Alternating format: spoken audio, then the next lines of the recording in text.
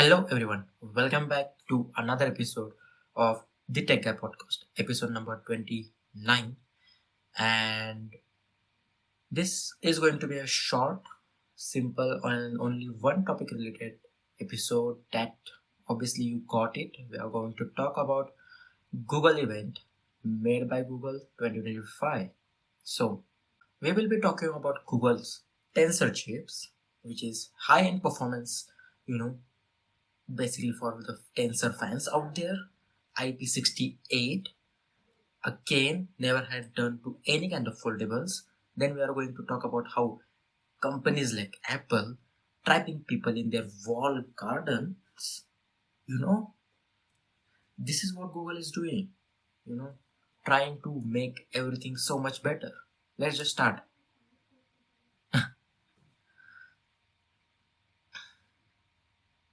So you get what I tried to do there. Watching that whole event was fun in a way, for me at least, because I was not in a mood to watch that event. I didn't even know on last week there was on Wednesday there was event because of how little I think Google hypes up the event, because the things are already leaked. There is no kind of hype for the event. We know what devices they are going to talk about. The only thing I care personally about from that event some features, because Google is heavily software company.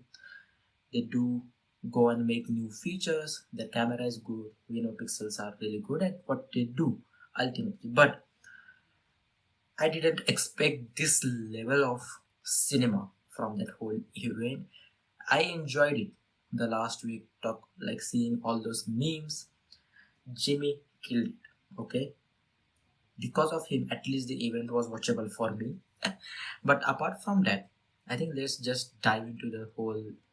We will talk everything what happened in the event. We will also talk about some of the new features that Google has introduced that actually got me thinking, and some of them were really really good. I think people are definitely going to use it, and will heavily double down on their things, like they are actually good at this year. Like they are really good at software, so they stuff lot of things in this phone. So I am really excited to see what these features do, and I'm also excited with the new uh, what the future of it, what it leads to, what will definitely lead to, or what will definitely will lead these features in future phones of. But I think everyone will adopt this some of the features from this event that Google talked about. So let's just get into the episode and we will talk more into it. This episode was supposed, again, like I said, is coming late due to some other circumstances. I am not gonna talk and waste your time. But you know, I wanted to talk about another topic that we talked last week, which was again Meta's super personal intelligence, but I didn't find any interesting thing to talk about it. Like, let's just get into the Google event and we will make it short and simple podcast. And this week and this Friday, we will talk much more about other things, that small news and other stuff that I am talking about for last couple of weeks. Then some other problems regarding AI we talked about. We will deep dive into it much more regarding it. But let's just get into the event itself. What happened last week? Okay, I think I'm not going to forget it. So if you are following Google's event for at least past 2 years, I've been following personally more heavily this Google event specifically for past 2 years, from 2023, 4 and this year. And what Google does every year is they do a live event. They are not Apple. They do live event, live demos, and those live demos could fire back up to them only, because of sometimes they do go into failure, which I liked it because it just shows transparency. But they are one of the most boring events, because the way they are trying to create the live event is just like what Apple do with the recorded event. When Apple does whole recording, whole animations, whole transitions between people, they talk about in the event. Google does same, but with multiple people coming in. Some people are good at talking what they do, even though it is the whole event is scripted. There is teleprompter there. The one thing that Google does well, and I liked it, is the live demos. Even though it is as much as prepared demos, I liked it. At least they are doing it live. So that's it. But if you know, last year they did in the Google event, they brought a DJ. I don't know his name, and I was like, oh my god, I was so sleepy at that event, because here in India all events happen at the night at 10 a.m. at 10:30 p.m. So it is kind of an like sleeping time, and you are just like, if the event is getting boring, you just straight up sometimes wants to go into the features and nothing more like it. And most of the fans just wants it. Most of the people who are interested in tech always think about what is going on there. New features, show us the device, that's it. You don't have to bring this whole event. But I think what Google tries to do is always try to see what every other company does. See the competitors, try to do something different than them, and try to match the level. But okay, but so Jimmy Fallon, the host of the whole event, I was like, when I first started watching the event, I was like, let's just, okay, I don't mind. Like I said, a lot of people were talking like, we don't need celebrities, we don't need this, that. I don't care ultimately. If there are celebrities there, if there are show hosts like Jimmy Fallon, who ultimately doesn't know anything much more about tech, but I think they are hell of a entertaining people that can lift and boring event too. Okay, because it is a live event, and showing things in live can take up so much. Like edited event is ultimately an edited event, like what Apple does. It is a totally different level. They might have done 100 takes of same thing, but at least it's an entertainment. You don't get bored. That is what I will say when you watch Apple's event. Yeah, yeah. So when Jimmy Fallon started hosting, I was like, okay, but it gets weird. Further and further you get it. And one thing I have wrote in my notes is that there are only two possible things that can happen in this situation. One thing is, after watching whole event, at least Google knows what they are doing, and they are clear about what Jimmy Fallon was trying to do there, or they don't know, their marketing team doesn't know what they are doing, and telling Jimmy, to yell things like, oh, tensor chip, we know what tensor chip means, or IP68, how we talked about that, or how he was nervous about mentioning Apple because he didn't get the memo that you don't have to mention Apple, and then a Google spokesperson comes and mention Apple, and he just gets blacked out. It was golden. Okay, I was so laughing hard when it was happening.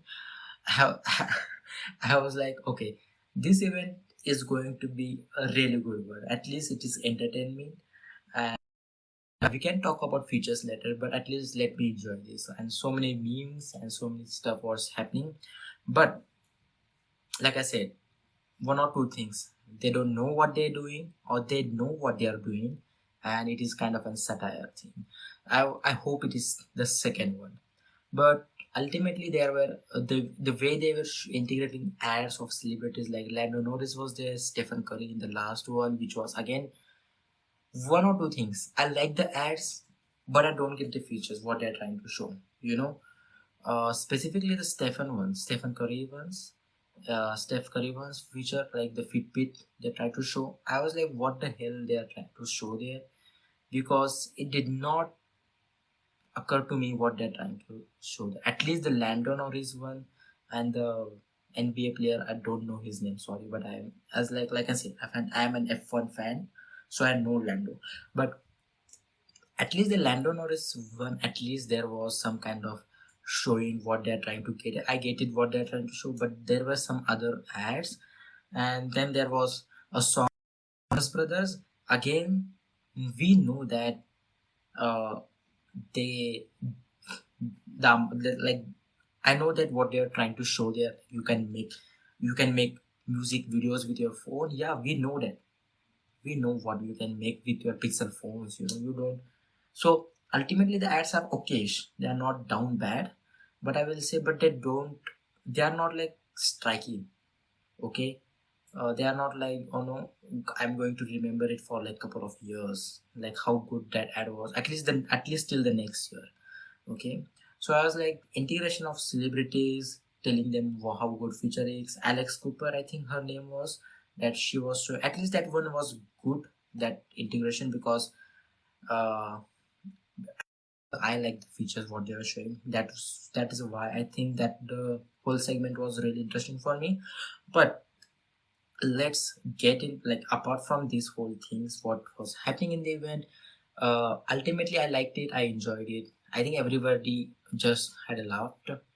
I want Google, if they are going in this same route next year, just double down what they're doing but better in the live events. I hope they ultimately do then what Apple does rather than doing live. You know, if you are so controlling the event with live integration of ads, teleprompter thing, the only thing, like I said, in the live event is better is the live demos, even if it's so much stage. I know the demos are so much stage, but at least live demos are something I still to this day like what Google does. Even Samsung does it, and I like it. It can be awkward sometimes, but this is what actually it will feel when you use these features for in real life, at least at the start of it. So I think not doing even live demos correctly, I feel like you should just go fully in what Apple does ultimately, rather than controlling events, this kind of events so much so that there is no difference between you and Apple, but at least Apple is doing at whole another level, filming stuff. Even though when Apple says that it is edited and shot in iPhone, we know that they have whole crew and whole equipments to support that, uh, to do those all kind of shots, but ultimately they are going full in. So I hope Google understands it, and their marketing team, the build up to that event was actually good. Like in the last episode we talked about how, you know they roasted Apple with the Pixel launch with the 30-second ad, about how a company decides to talk about a future, but that future doesn't come, and say they're coming soon for 1 year and it's still not there, and then how they talked about. So I like that ad. So I think the build up to the event was good. The event itself was so bad in terms of, I thought it was brain rot, to till it's like I was like, okay, if they are going to this route, I'm switching my logic uh, off in the brain and just watching. Okay, I think this was just. Apart from this, let's just talk about now some of the features which are insanely good. I will say I personally really liked it, because we are not going to talk about the hardware, because obviously we don't have the phone. I don't have the phone here, and we are definitely not going to talk about. I'm not definitely going to review those kind of stuff, at least for now. We are going to talk about some couple of features definitely I need, and I think Apple will definitely will integrate those features in future. I think Samsung will have it in January in their S26. But let's talk about those features which are insanely good. Let's talk about the feature that most of the people are interested, and how it is going to work. And also, I am interested because of it, because this feature is definitely going to be on every single phone in the next 2 years. But Google is the first one, I think, that is going full on with it, and promising something that is difficult to pull off, at least in the start. In future, I think this feature is going to be so much so useful that people are going to be using this feature and not even think about it. Like, these are going to be the features. This is going to be that feature that I think the personalization is more personal, if you get it what I'm trying to say. So this feature is called the magic queue. So whenever when they mention what how magic queue works, I suddenly go back to what Samsung was trying to say at the month at the start of the year when they launched a new phone, with how they try to explain what they want to do AI. They how explain that what they want from AI. The integration of all apps interconnected, and that personal AI on your phone, helping you to get that information, helping you to small things like having a conversation, getting that at on your phone at your fingertips.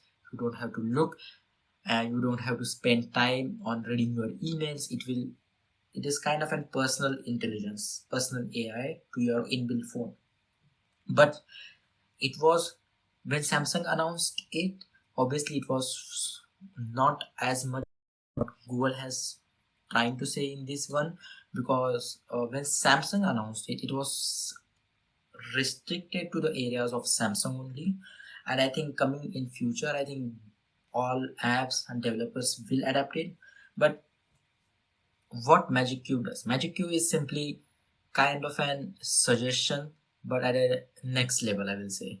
So like couple of examples how they have given in this event whole was while having a conversation. Let's say, well, if you are having a conversation, and in that conversation if something that needs to be, let's say, that conversation you are having, let's say,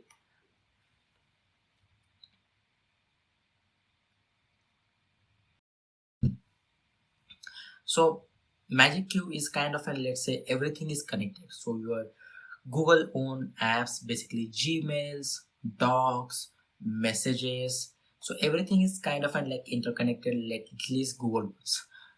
What it does basically is it knows whatever the information is on your emails. It's like Gmails here, and notes, let's say, even to the point of, I will say, conversations. And it will just help you to suggest, and not just suggest, but give you information at the top of whatever conversation if you are having. Let's say you are having a conversation about what flight is, when the flight is, where, what time I booked it with someone else. The magic cube will appear right there and will suggest, is this what the flight you're talking about, and just you just have to one click it, and the information is sent to that person. Well, that is kind of in one form of magic cube. There is another thing they talked about in the phone calls, you know where you are kind of having a conversation with someone on a phone. And when you are having a conversation, if you are talking about something, it will know it, and on device it will go and search about something, and it will appear on your phone call, and you can just talk about it. You can even send it right there, like flight details, booking details, or or the conversation you had about something, which is again, I will say, a game changer feature. Everyone wants to nail it. Even, I will say, Apple Intelligence wanted to do this, like how last year Apple tried to sell it, but they said it is going to be coming soon, and it is still coming, and it still hadn't came. Now Samsung tried to do the same thing, and Google is trying to do same. So I think Magic Cube is something. If at Magic Cube is something at on basic level, it is just something, a personal AI or assistance who will give you things and information about on your phone, which is interconnected apps at the tip of your fingers. I think that's the basic baseline of it. Now, the reason I said this kind of feature is just going to be on every other phone in next couple of years, because it is kind of a thing can be only possible with the AI. And I hope, my hope is when on device personal intelligence becomes so much good that it can fetch information from Gmails, uh, Gmail, your mails app, your notes app. Now we definitely use a lot of multiple apps, not just only company based app. Like we don't use, like I have three multiple email apps. One is Gmail, and I have multiple notes app at the base level, at the level one, and we are I think at level zero right now. We don't know how it is going to work. To go to level 1, level 2 of this app, which the future for the future, what I think of this kind of magic cube kind of a feature looks like is basically interconnected between all apps. It knows so much so well about what you are doing, basically fetching information from your calendar, Gmail apps, notes, whatever your apps using specifically according to your taste. It gets it, and multiple and such having kind of whenever you need the information, it will just tell you. And it's just not when you are having the conversation with someone, but if you just tell your phone, the voice assistant, in the case of Google it's Gemini. I don't think Google Assistant is there anymore, they are not even talking about it. But there is Apple Intelligence with obviously Siri, then there is Bixby by Samsung. So it is kind of an personal intelligence on device. It is not, again, in future they say or on device it is not possible. I think that is going to be raising so many questions, but at least that is what I imagine. When I like I said, even I have said this before all the time, that is this is the one kind of AI in like tech feature I definitely want. And I imagined a couple of years ago when I first time saw what these voice assistant can be capable of, but are not due to technology restriction. Now there is AI. I think this is definitely can happen, but we are at so base level, I think, right now, that these features are going to really work in a rough way. It will take 1 or 2 years definitely to well polished and go from level 0 to level 1 kind of an. I don't think right now it is the future. We all can see it. I have already said it that how these informations kind of in this feature, we all the all features start at level 0, like I said. Coming years till 2027, 2028, I can see this feature getting implemented in every single phone with AI. And I can also see how it will well integrate it. uh, One thing I definitely want in this magic cube is kind of an filtration. So I don't want AI to get my personal, let's say if I don't want AI even on my device to access some of the emails. So don't access these specific emails, but access this kind of specific emails. Like you can access the emails from the companies I'm having conversation with, mails, but you can't have emails of access from these personal emails I'm having or this work related emails. So I think what I'm trying to say ultimately, the magic cube can definitely get better in future. The more data driven it becomes, the more it it will definitely help you. But I want much more from it, kind of an like filtration. Like this is where I want you to get access. This is where I don't want you to ever access it. So kind of an like a, let's say, features, kind of a filter that I think it will definitely get applied. If it doesn't, I don't want it. Like I don't want it, my phone fully accessed by AI. There are some conversation I don't want it to access. There are some where I want.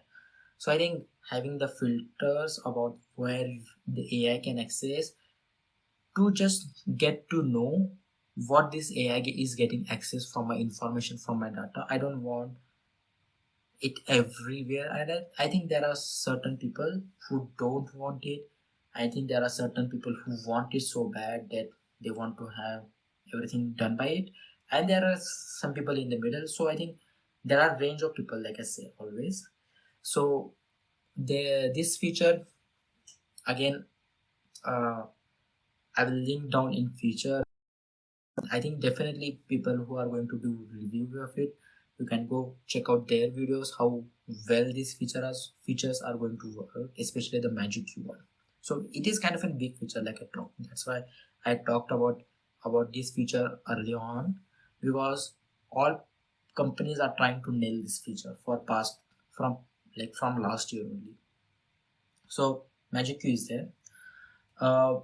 Live on-con translation, which is again was really good when I saw it with the I will say when I saw the live demo they were doing.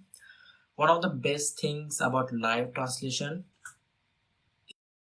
again, I think last year Google did the I think Samsung tried to do it, the live translation, but it was about mostly conversation, you know, kind of an like text based. It was not on your voice, and it was definitely not that this speed level. So I think it will get better in future, but the way it modulates your voice and sounds it more like you, it was really good. I saw MKBHD video, the first impressions he did, which tried to make it much more like your voice, which you can tell it is AI, but I will say just having a conversation, at least at this level what it is providing, is really good.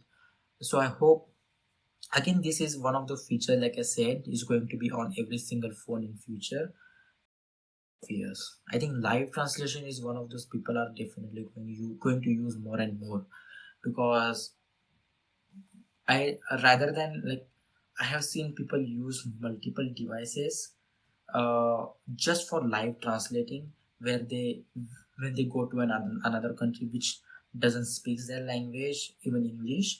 So I think live translation on your phone, if it gets better, I think people are just going to use it, definitely, because one of the things with live translation which is hard to do is it works, you know, and it just stops working, because people don't want perfection from it. People just want the other person to get what they're trying to do, trying to tell ultimately. So I think, and people understand what the other person wants to say. That's the whole point of live translation, at least right now. In future I think it will definitely grow on more people if they use it.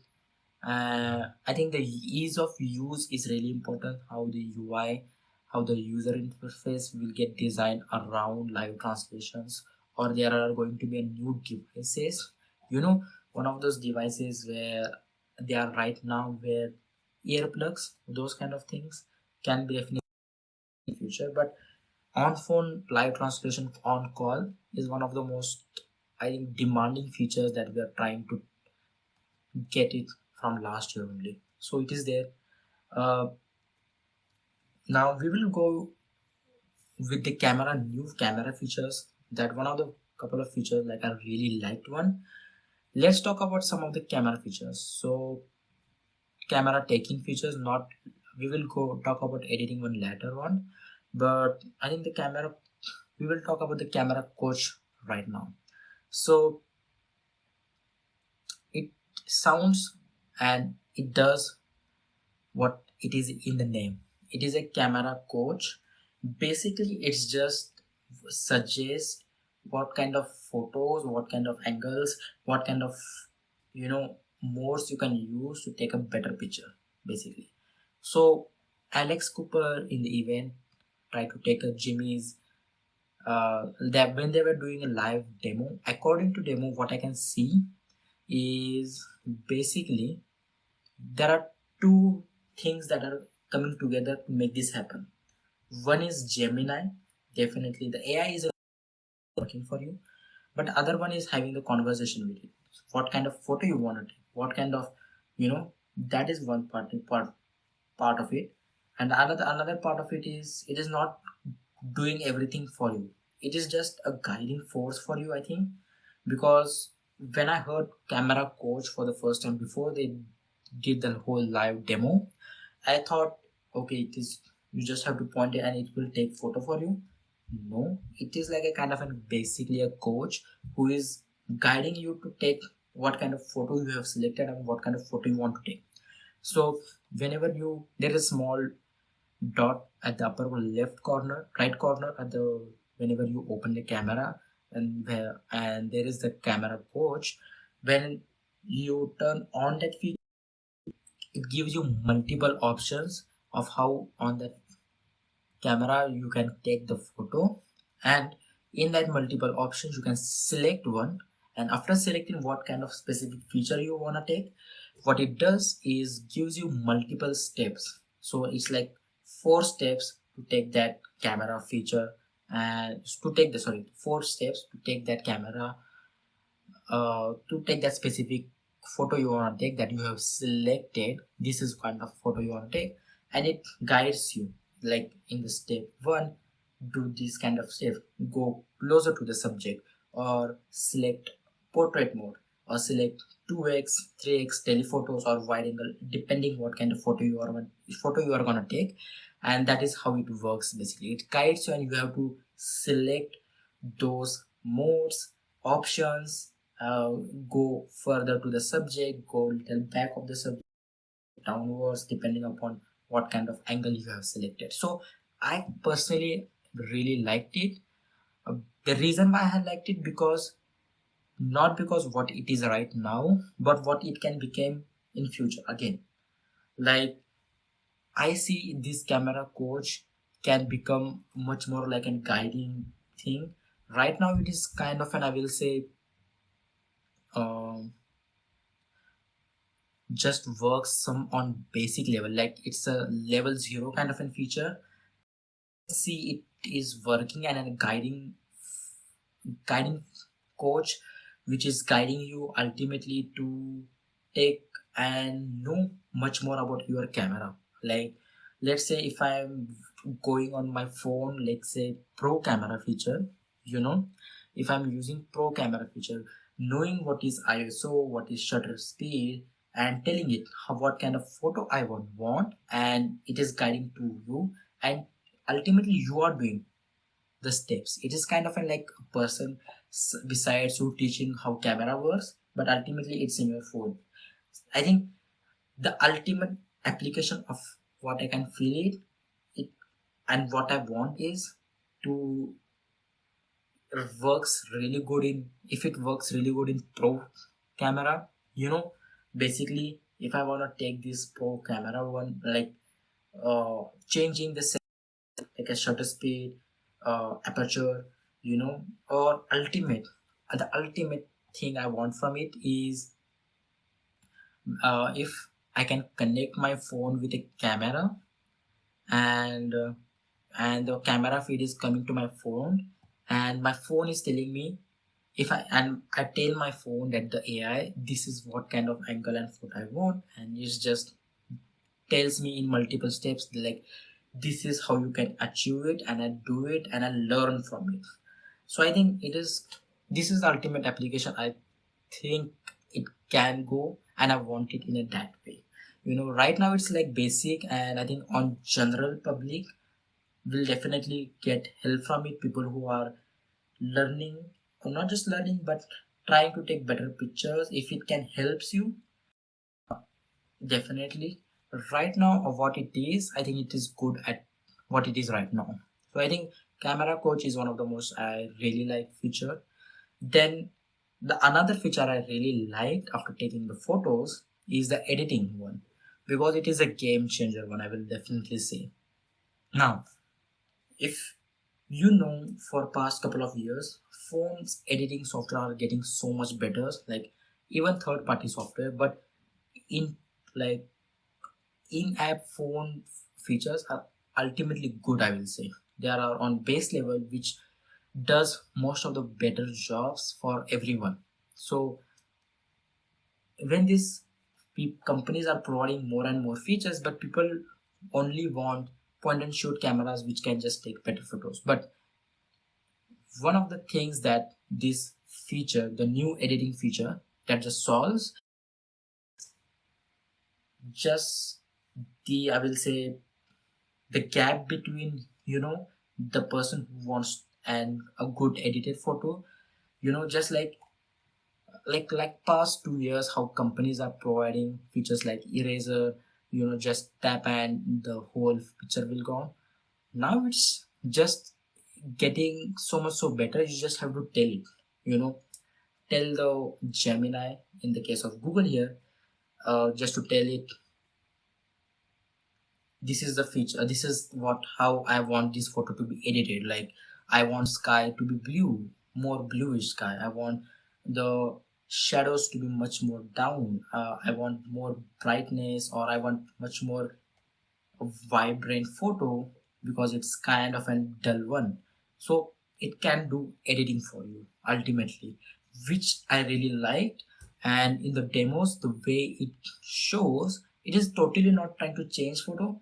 It is totally replacing, for if people who don't want to just edit it your own photos, telling people, like, I can definitely see people who don't edit photos ultimately and never have used any kind of photo editing software, or even try to edit photos on their phone, use this feature so much so that now they will do editing, not will say the editing actual features, getting to know the tools, but ultimately telling AI, like, this is how I want the photos to be edited, and which I actually like, because I think the number of times people want, like in my own home here, even my mom wants sometimes, is like, if she can just tell the AI, like, this is how I want to edit my photo, and it just does it, I think it's just a win in that area only.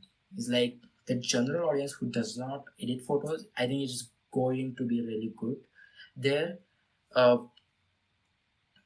I just think the way it is going to work, because it depends, like, the initial stage of the features are always going to be a really, it is going to be rougher, but like I have seen multiple videos people doing it, I think it is good at the base level.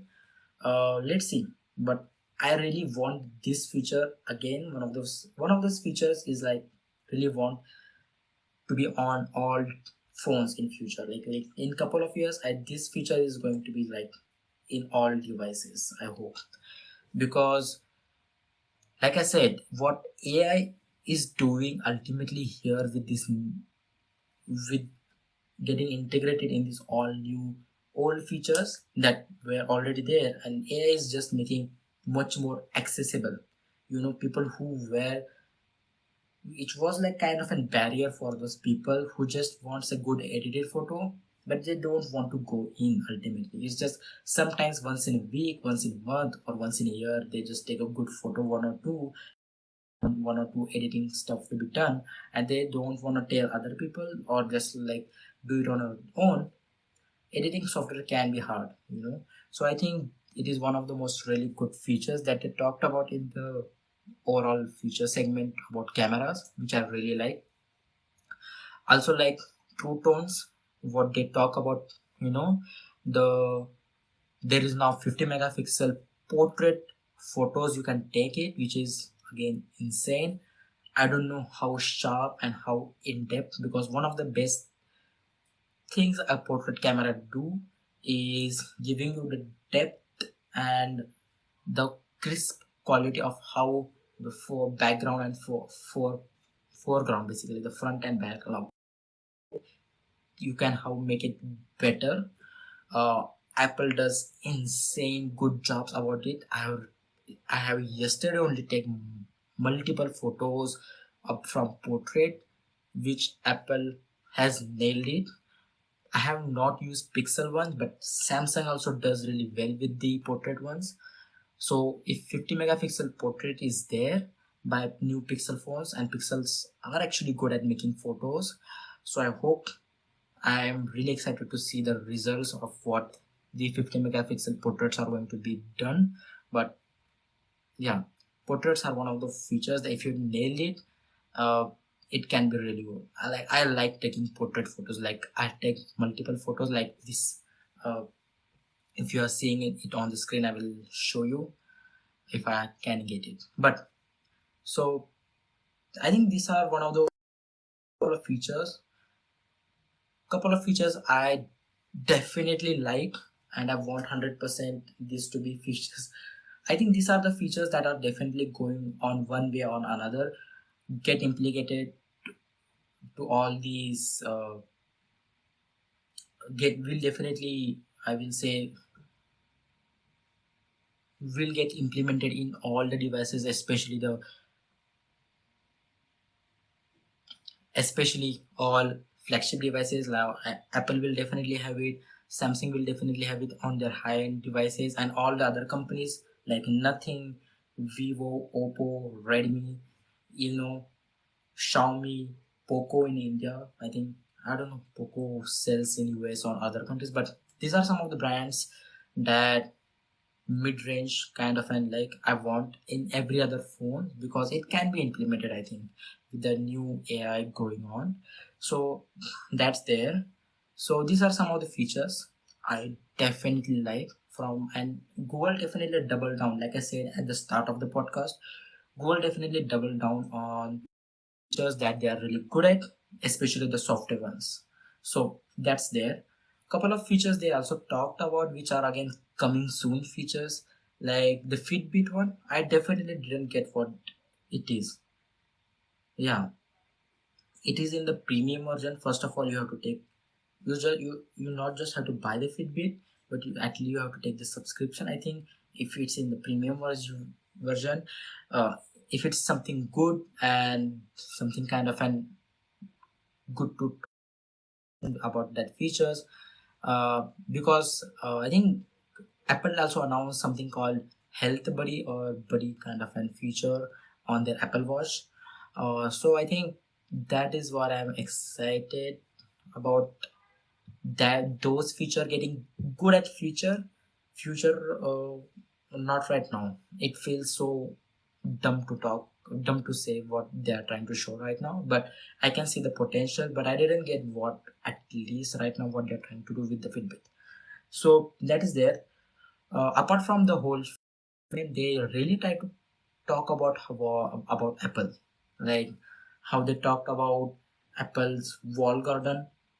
They talked about blue bubble, green bubble situation, which is specifically US problem. Okay, that is not a problem outside US. Outside US, even in Europe, I have said, so many people use other forms of communications, like Telegram is there, WhatsApp is one of the most used messaging platform by Meta here in at least India. uh, Messenger is there, Signal is there. I think the blue and green bubble battle is just restricted. It's just there only in the US, and it is so much so has affected the sales of phone. So Google specifically talk about how like blue bubble and green bubble war, and they specifically told people to turn on RCS system. uh, you can go in the settings and turn on and the whole seamless, because now the problem is not with the Google. Basically the problem is now from the Apple side. Apple has to be supported, and they talked about RCS in the this year WWDC, which was not even couple of minutes. They didn't even address the issue of RCS, blue bubble, green bubble.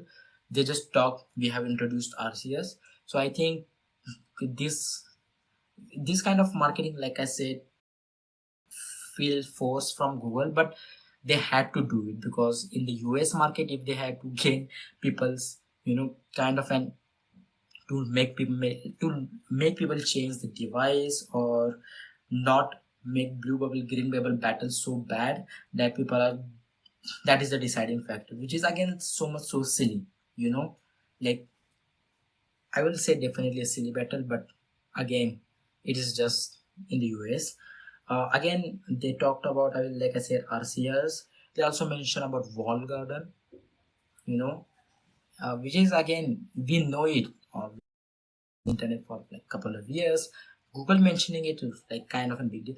Like again, Google was full in on some things, especially in the event, whole event. Make they try to sell hard, definitely, the new Pixel phones, and they definitely showed, I will say, how they are the best.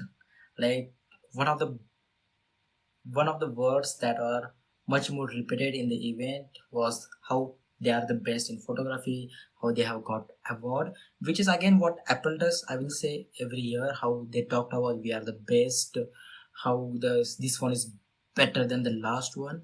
And they talk about even silly features, like in the last year how they talked about customization home screen, which is there for years in Android. But they talk so much, so way the way they talk in the events, Apple talk in the events about their features, Google try to do it with their own this year, which again it doesn't seem quite well with the Google marketing, with this sudden change what they're trying to do. So I think that's their ultimately with the whole thoughts regarding my thoughts regarding this whole event. When it comes to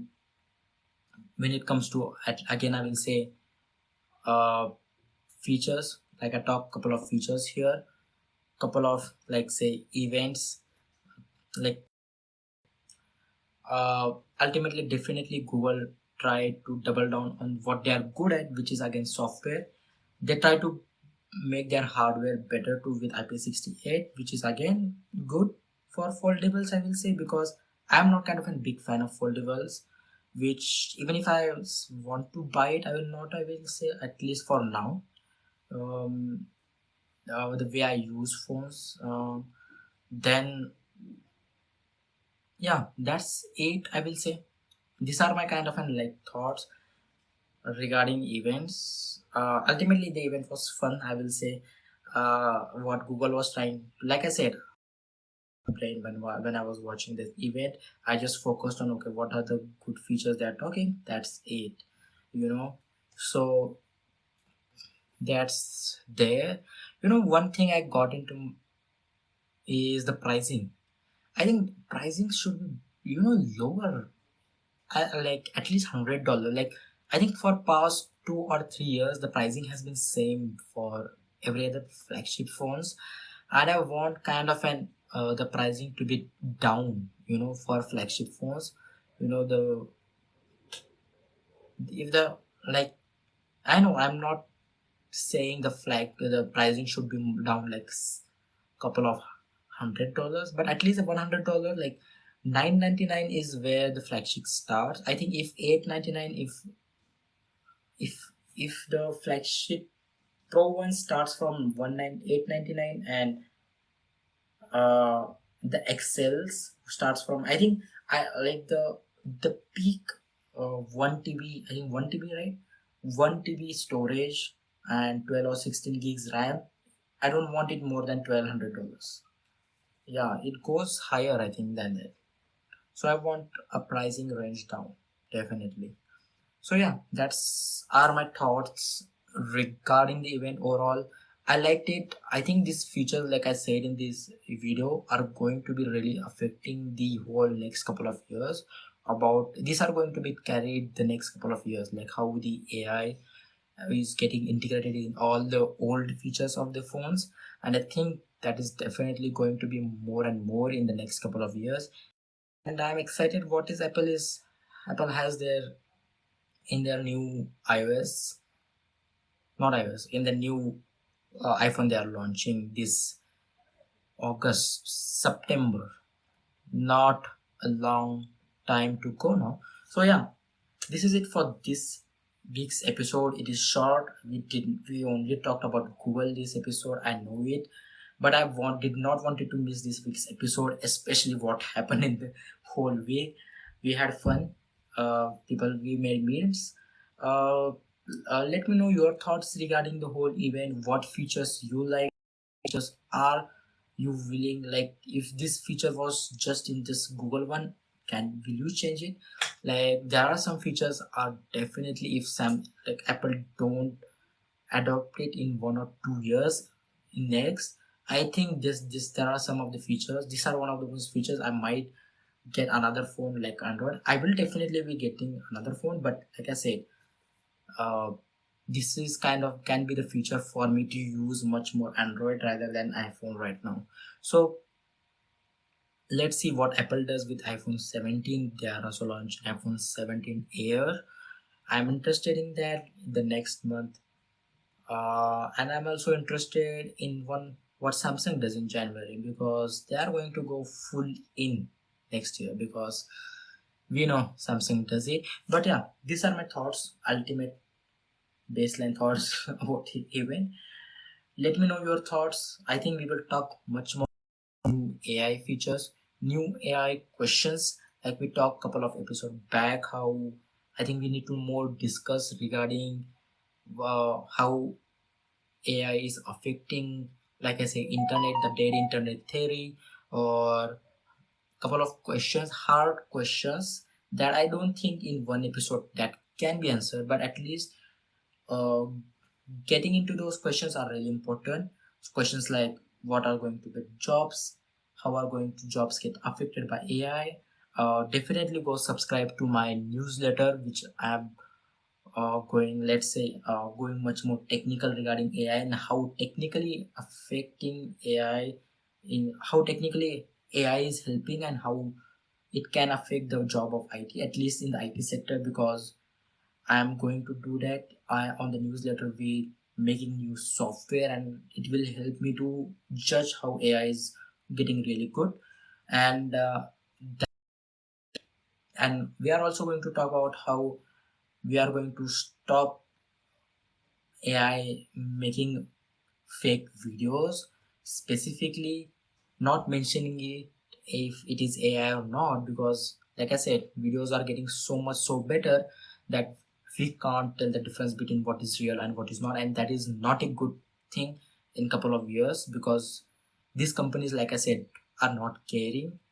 They do not care about what this kind of stuff, and I hope, like we talked in the last episode, how Sam Altman did not care. Like he brushed off those questions just like that.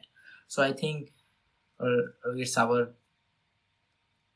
like, we can much more deep into it and find more solution, and we can be part of the solution of it. So let's just get into it. We will talk that those kind of thing in next episode. That is again this Friday. We will talk some AI features, AI stuff. We will talk this question and some of the things that is happening in the overall tech industry, that like I said, we are talking about this in the past couple of episodes. Let me know what you want me to cover. Like again, ultimately what you want to hear, we will cover it on this channel, on this podcast. So this is it for this week's episode of the Tech Guy podcast. I will see you guys in the next week.